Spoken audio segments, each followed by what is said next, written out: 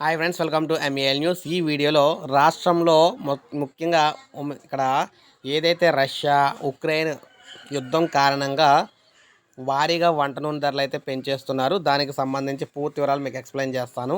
ఇక టాపిక్లో వెళ్ళిపోదాం. వంట నూనెలకు యుద్ధం సెగ. లీటర్కు 30 రూపాయల నుంచి 40 రూపాయల వరకు పెరుగుదల. నిలిచిపోయిన పామాయిల్ దిగుమతులు. ఖాళీ అయిన పొద్దుతిరుగుడు నూనె అంటే సన్ఫ్లవర్ ఆయిల్ మార్కెట్లో నిండుకుంటున్న నూనెలు నిల్వలు అంటే తగ్గిపోతున్నాయి. సో ఉక్రెయిన్ రష్యా చేస్తున్న యుద్ధ ప్రభావంతో వంట నూనెలపై పడిందనమాట. సో పామాయిల్, పొద్దుతిరుగుడు నూనె అంటే సన్ఫ్లవర్ ఆయిల్ దిగుమతి భారత్ దాదాపుగా ఆగిపోయింది. మన దేశానికి రష్యా, ఉక్రెయిన్, మలేషియా, ఇండోనేషియా దేశాల నుంచి ఇక్కడ పామాయిల్, అదేవిధంగా సన్ఫ్లవర్ ఇవన్నీ కూడా దిగుమతి అవుతూ ఉంటాయి. కానీ ఏదైతే యుద్ధం కారణంగా ఇవన్నీ ఆగిపోయినాయో లీటర్కు 30 రూపాయల నుంచి 40 రూపాయల వరకు పెరుగుదల అయితే కనిపిస్తుందన్నమాట.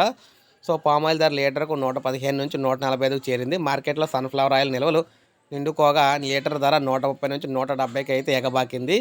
ధరలకు రెక్కలు రావడంతో స్థానికంగా లభించే రైస్ బ్రాండ్ ఆయిల్ ధర కూడా పెరిగింది. లీటర్ 145 నుంచి 170కి అయితే పెరిగిందనమాట.